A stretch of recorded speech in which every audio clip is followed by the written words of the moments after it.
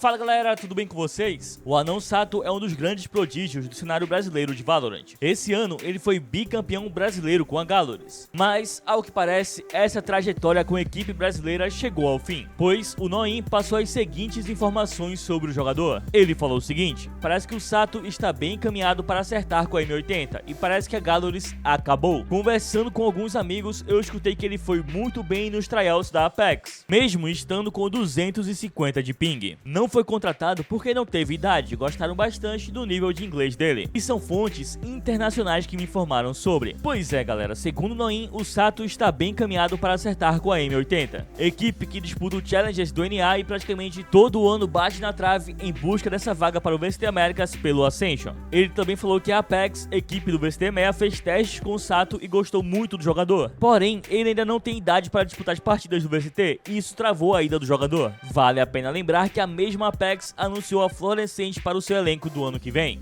Mas é isso galera, muitos esperavam que o SATO fosse ser contratado por algum time brasileiro, mas aparentemente perdemos mais uma joia para o cenário do NA. E sobre a GRINGOS, também saiu matéria no VSpace onde afirma que a organização pode encerrar as operações no Valorant. Segundo a matéria, fontes próximas ao time sugerem que a falta de sustentabilidade financeiras e resultados recentes tenham colocado a continuidade do projeto em xeque. Pois é, apesar de levar 2 títulos esse ano, segundo as informações do VSpace, isso não foi o suficiente para garantir a continuidade do projeto. Mas e aí, qual a sua opinião sobre tudo isso? Já deixa aí nos comentários e se liga nesse recado antes de prosseguirmos. Que tal o seu presente de Natal ser a chance de você e seu duo deixarem de ser pinões e estancar essa hemorragia que tá acontecendo no histórico de vocês?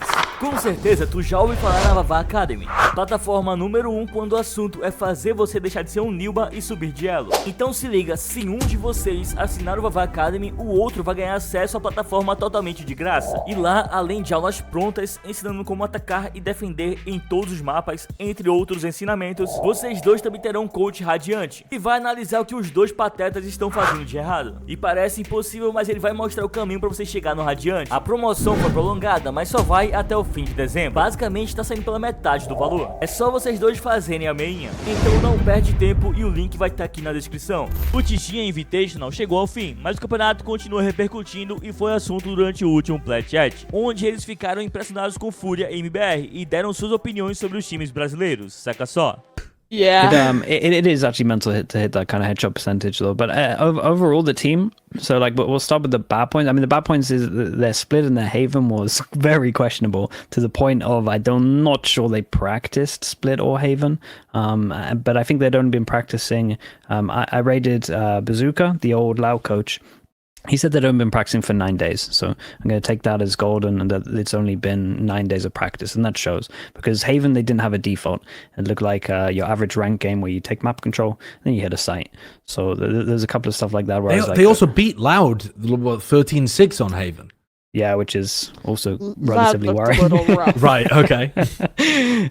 So, yeah, but I think in general, like, Cortesia is definitely the talking point because this guy looks like a monster. Like, he has the same aiming style as Scream, and it's just non-stop headshots. And it's like one of the first times I've seen it for a while where I'm just like, man, this guy's aim is incredible. Did it and make him you on a miss lark. Scream? But yeah, I think in general, like the team, it's a great showing. Like if we only have 9 days practice, we look like this, and we actually have a lot of firepower. I think that his lurking, if we just talk about Cortesia, is going to get a lot better once they have defaults. I'm pretty sure they didn't have a default, so once they have some defaults, and he kind of realizes off some protocols when we can actually start pushing, then it's going to be a good time. And yeah, I'm excited for this team, to be honest. Aspas looks pretty happy as well, and I think that's a good point. You rarely see him like super happy. God, if we had Bren on the show right now, he'd be ranting and raving about how he knew Aspas wasn't happy last year, and you know, they got one of his players on Christmas Eve, etc., etc. I mean, Bren was going off about that at the end of the year. He was talking about how he thought Aspas didn't look like he was super satisfied with Leviatan when he was playing with them at Champions, which I thought, how the hell do you even read into something like that? But you know, there might be something with it. Nah, it maybe has some legs because I mean he's reunited with NOSSO as well. That's the person that he was gutted to like not play with. I didn't even. That's so crazy. Yeah. the Christmas cutting their back together. They could do the funniest thing in 1 week's time. They could do the funniest thing 1 week today and just cut NOSSO. That would be fucking hilarious. No, what? I mean, if they put out a tweet though saying that they cut NOSSO and all the players were like, "Oh yeah, with like management's fucked, they just cut NOSSO," like, that would be such a good prank. It would be a good prank. I'm not saying they actually get rid of him. I would believe it. Me when I joke, but no one laughs. Sliggy, you said that before we began today, Yeah. that people were roasting you for having Furia in the F tier. I mean, we collectively It's put F Furia for in the F tier. Furia. F for Furia. That was who was it that was pushing for that? That was TMV, I think. I mean, probably. It was either you or TMV. Oh, right. But- Diffusing the responsibility immediately while I'm trying to set you up with a but refutation. I'll double down right now, and I'll say after watching this event, I'll still probably have them around like D or F. I thought the whole actual level of this whole tournament was like relatively low, especially after watching like a lot of the other off-season tournaments. Like you watch a lot of these rounds from Furia. I gave you a link to one, which like give people a good example. Kurt, if you can play it at one point, where it's just like I don't understand some of the stuff they're doing on attack, and I feel like I see this stuff more in this tournament than I have any other off-season tournament. And like the ult usage just in general from a lot of the Brazilian teams is really off. I'm just seeing like random brim ults from Pancada all the time on Louds, and I'm just trying to work out, like, look at the spike here, spike over towards middle, get a kill over towards Garage.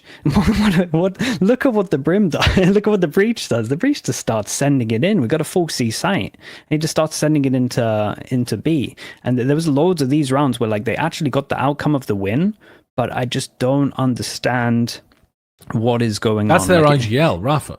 Yeah, it kind of makes no sense. So I came out a lot of this tournament. There's a lot of good stuff in terms of like the individuals make a lot of sense for MIBR. They look really good. Furia, the roles look really, really good. Like it makes a lot of sense. You see, I mean, honestly, all of them were just fragging pretty high, especially MW0 on the initiator role. I feel like he's fragging very, very high. But then there's these rounds that creep into like all of these teams at the moment. And I'm just like, none of this makes any sense. Like this isn't good Valorant, and in terms of consistency, other teams will punish the hell out of this.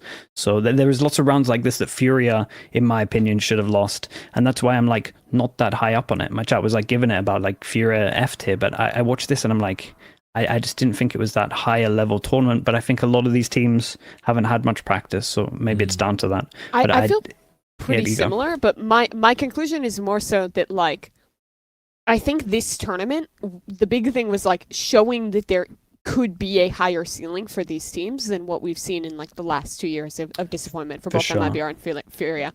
And I think we got that very clearly. The questions for me for MIBR were like, does Aspas look good on this roster? Obviously, he's going to play well individually, but is he like meshing well with the team? Is he playing well with people? Does he look happier than he did with Leviatan? And I think we saw that.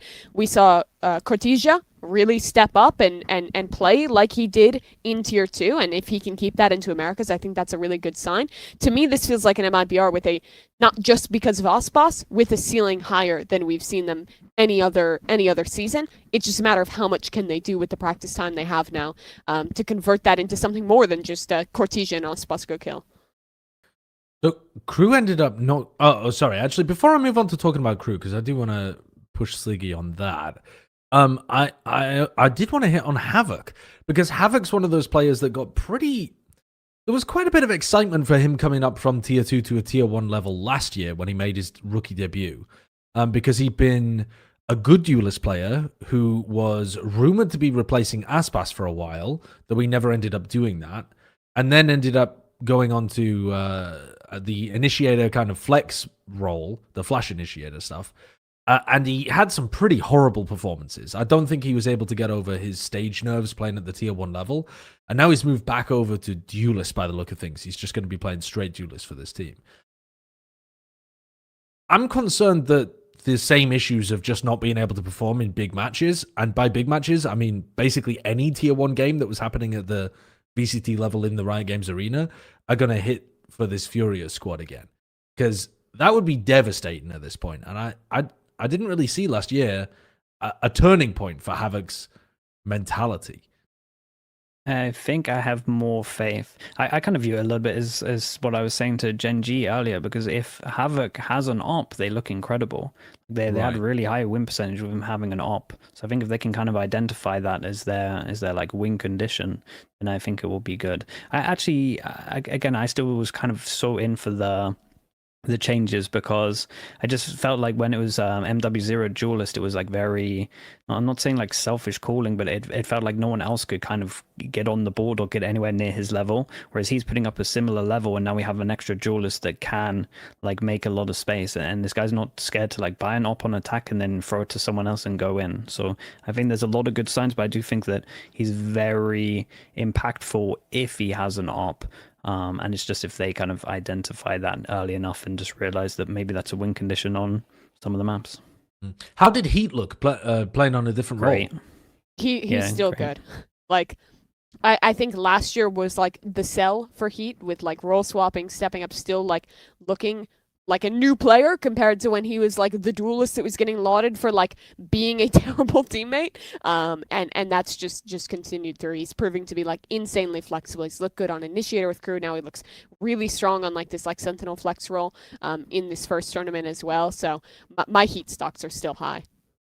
Yeah, no, I agree with that. I think he looked really good. And I think there's a good thing in the interview from Furia as well. Their coach was just like, the coach was pretty chill about the whole thing. He was like, there's a lot of mistakes that we still need to fix as well, which gave me a good amount of hope as well, because he's obviously looking at a lot of the runs that I was looking at being like, I shouldn't be winning these. So I think he knows that there's a lot of work to do. But yeah, in terms of just Fury in general, way more hope for this year than last year, just purely because I think the roles look great. And I feel like the calling from Rafa was good, and this guy can actually aim as well, like to a pretty good level.